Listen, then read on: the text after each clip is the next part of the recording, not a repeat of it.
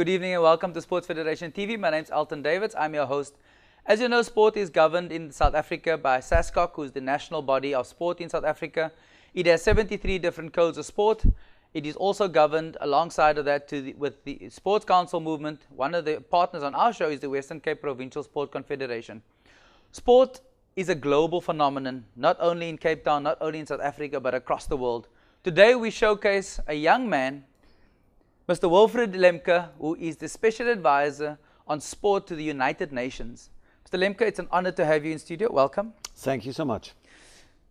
Where and how do you fit into this big global picture of sport? Tell us a bit about you. Well, I don't think we have time enough because it's a long story, Yes. but I will take it short. I worked all my life in sports. When I was a little boy, I worked as something like a chairman of the sports in my school where I went to at that time. And later on, I did the same at university level. I became a sports teacher, but I never worked at a school. I worked at the University of Hamburg and University of Bremen. And later on, I was asked to work in politics at the Social Democratic Party in Bremen. And then I got all of a sudden a chance to become a general manager of Werder Bremen Football Club in Bremen, who's a quite well-known club of the Bundesliga. Yes. And we had a wonderful time together with Otto Rehhagel, a very famous coach. And we get the the European Championship of the Cup winner in 1992. That was the biggest success. But we also won the German championship twice, and 3 times I won together with the team and all my fellows around the cup, the German Cup. So that was an extremely wonderful time. And after that, I decided, after 17 years, I decided to do something different, and I went to politics again. And I've served in the state of Bremen, a very small state in Germany, for 9 years as a Senator of Education and Science, and as well as the Senator of the Interior and Sports. After that, I went for a speech. No, during that time, I went to a speech to Switzerland. And after this speech, I was asked, what do you think?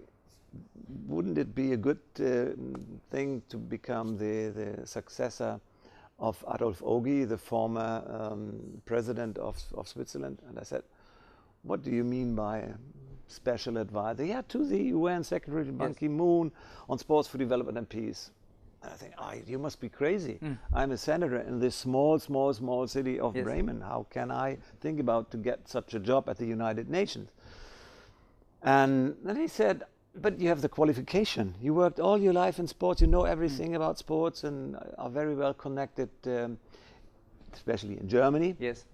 And then I said, okay, why not? Because at that time, I want to become the Lord Mayor in Bremen, but I was defeated in an unbelievable way. And I lied down on the ground only for one night. And then I like this and, okay, come on, what's the next challenge? Shake it off. And that was a challenge then. Yes.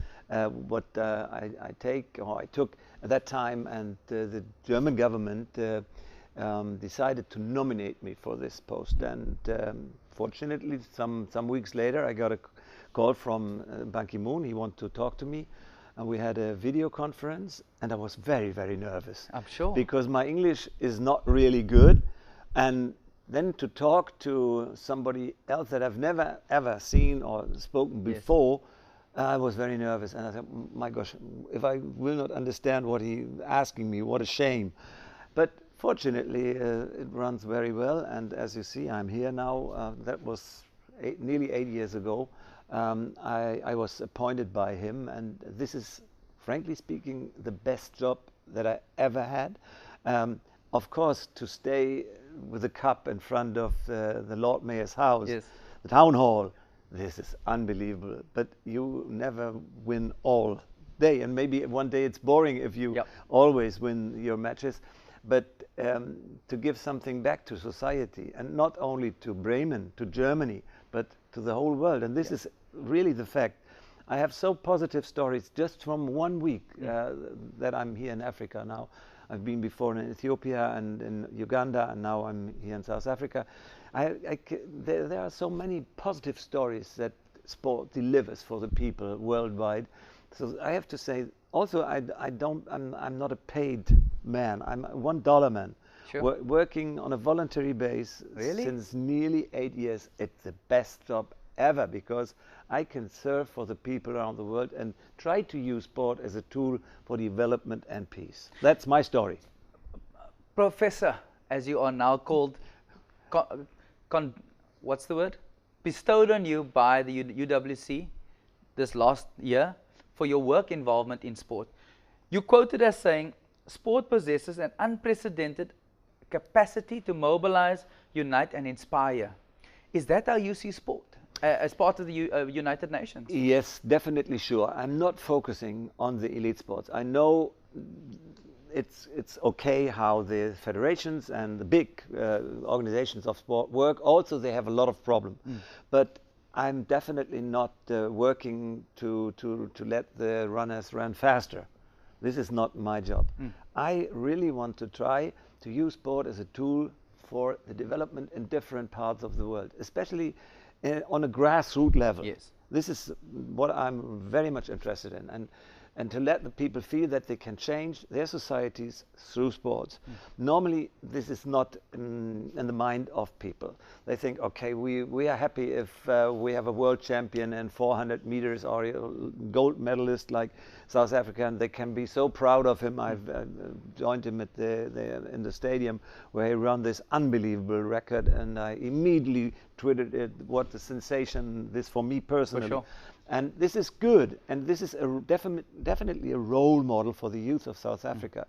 But let me tell you, after such a long experience in my life, it is more important that our children, the children of South Africa, have role models in their neighborhood who do a good job in sports. For example, it could be also music, arts, doesn't mean anything. But there must be positive role models. And these role models we have to strengthen, and not only we in the United Nations, but also in the governments, on the local area, and really in the neighborhoods.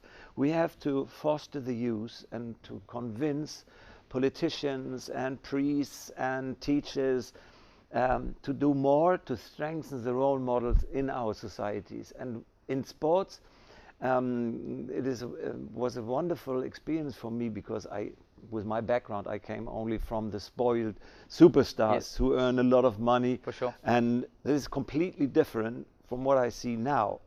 Ban Ki-moon told me on the 8th April 2008, I know exactly the date, he told me, Mr. Lemke, Africa is the most suffering continent. Please try to help and facilitate these people. There are so many good people. Try to support them. And immediately I started my tour to Africa, and it started in Durban, this wonderful city in South Africa, where Samsam Rami, a good friend of mine, the IOC member, lives with his wonderful wife. And I started there to see projects of Africa. Let me say of Africa. I know that you are something like the lighthouse of the continent of Africa, for sure. And I was just asked last week, what do you think, where could we organize Olympic Games one day? What would be the first country in Africa? And immediately I said, the only country I right now see here in 2016, this is South Africa. They showed us with this incredible success of the World Cup that they are ready one day. Not yet, maybe in 10 or 12 years. You could be the first one, and it's absolutely necessary also. But coming back to what we think is important, we think it is important to tell the politicians about the values in part of education. In this morning lecture in Western Cape University, I told them, listen, all politicians have to know that education, science as well, and research, most important for society development. Yes. And if so, they have to learn that sport is part of education. And this is so positive. I've just been on a mod experience in this town here in Cape Town, where they offered sport in the afternoon for more than half of the population of the students of the school. So this was very interesting for me to see with how the engagement and the pleasure and the fun of these kids has been in the schools. It's in the schools, not away or in clubs or something like that. They do it in the schools, and it is a tremendous success, and it's very, very positive that they use it. The children love it, and they don't really realize that it's part of education. You see, one of the issues that we have in South Africa is that sport is not a huge priority on a global scale in terms of government spend. Obviously, because we come from a history of separation through apartheid and coming back into the fold of world sport. South Africa has taken a step in the right direction, but we are light years behind a country like Germany, where sport takes predominance in many ways. Our priorities are housing, hospitalization, and those kinds of things. How do you see the role of sport unifying and bringing the country together to grow that and decrease through sport? Obviously will decrease poverty alleviation to a point, create role models as you mentioned, but also then change the perception of people's lifestyles. Coming back to the role of education, not only in South Africa, this is the same all over the world. Education, most important. This morning I just told you about the situation in South Korea 70 years ago, after the war that they had. This was the poorest country in the world at that time. Now it's one of the, I would say, 10 best developed countries in the world, with huge success in different markets. Like Samsung, you will see Samsung all over the world, coming from South Korea. And they invest, the politicians invest a lot of money, and the parents are behind them, and the children know what to do, because they know the better we work in education, the better our future will be. And this has to be realized by all politicians around the world. This is the basement, or the basis of the success of the communities and societies. And knowing that, I would say, please, let's do more in this area and teach our teacher that in the curriculum there must be place for sports, and try to start it as soon as possible. Yes. And if you do so, you will see that this is a part of the development of your country. Yes. And of course it is very clear, after the catastrophe of apartheid in this country, you were out, you are sanctioned, and there was no chance for you to participate. Yeah. Knowing that you need your time, I know that the responsible politicians, the minister and the deputy minister, Gerd Osthuizen, who's a good friend of mine, they do a lot, but they cannot do everything for sure on one moment. But if you give the love and the joy and the pleasure to your children to have sports on a daily basis, like what I've seen in this mod project here in Cape Town, you are in the right way. Bring this pleasure to the teachers, that they bring it to the children, and then you will see they one day will learn that what they have learned through sport. If you want to be successful in sport, you must train. If you want to be successful at school, you have to learn. And it is very easy then also to get all the social skills that you need in the future when you are in a job. You know, you are nothing without your colleagues, and you will not succeed in this work without your colleagues. So you have to partner. This is also a goal of the United Nations. Please work in partnership. Get friends here and there, behave in an appropriate manner, and become friends. Use sport as a tool for dialogue. Yes. Become friends, stay together, and set your goals and achieve them. Honorary Professor Lemke, we'll take an ad break and then don't say this. Call me Willie. Let's take an ad break, Willie, and then we'll come back.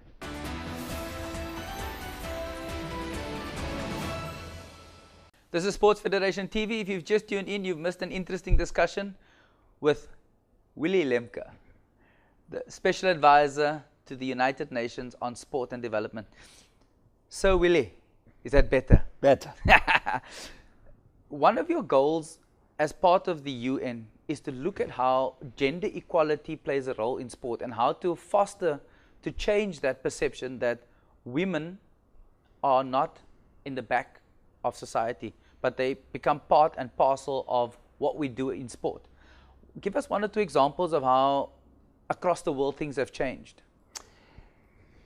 First of all, I have to say that it's for the development of a country, it's a catastrophe if, as I've learned just this week in Uganda, that only 25% of the girls finish their school.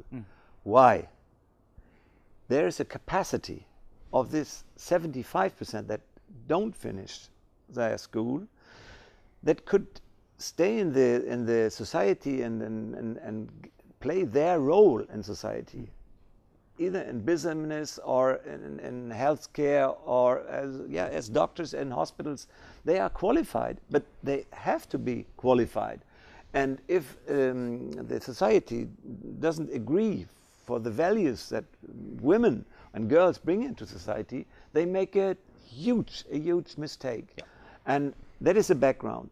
But I have to tell you, this is not only a problem in Uganda. We have many disadvantages for women all over the world. Also in my home country, in Germany, we don't pay women in an equal way like we pay men.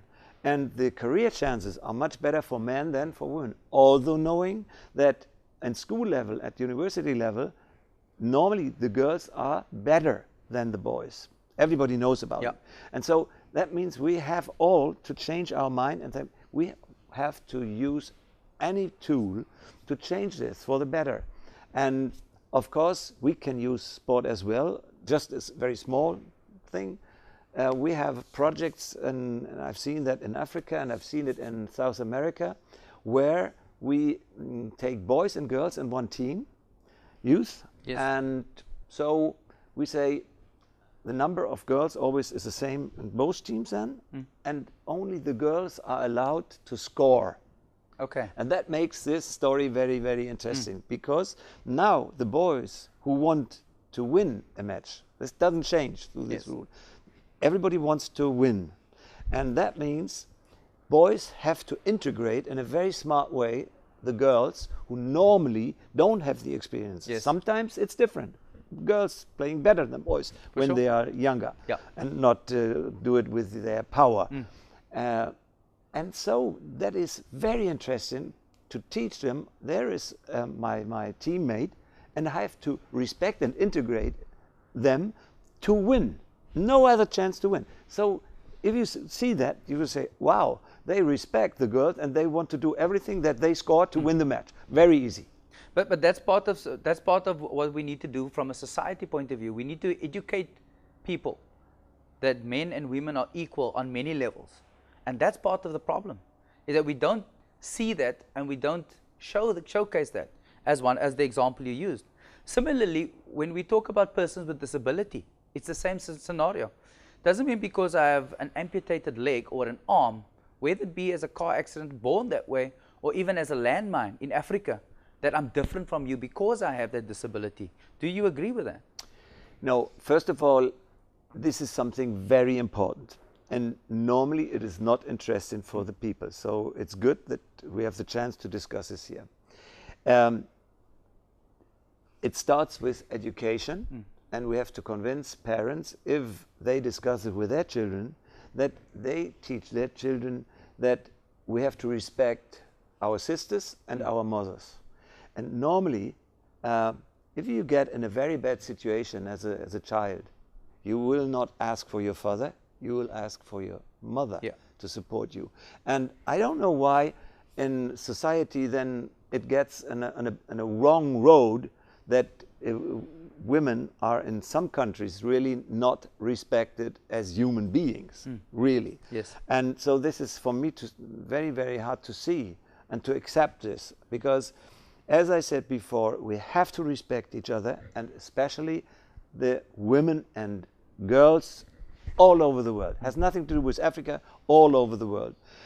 And coming to the persons with a disability, I have to say I meet so many people with unbelievable abilities, but so-called as people with a disability. What do I mean by that? You definitely have seen or watched the Paralympic Games in Rio, and the performances of these athletes are unbelievable. I remember the table tennis player from Egypt who has no arms and played table tennis with the racket in his mouth. And you can see it on YouTube. Yes. Please Google it and find out. It is incredible what kind of ability this gentleman has.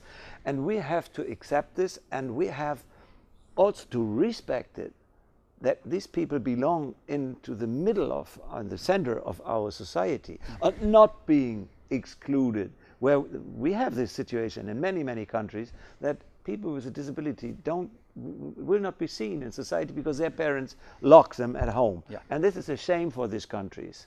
And they have to change it, like the Chinese have changed it after Beijing Olympic and Paralympic Games. Yes. And this is a very positive example how sport can change societies.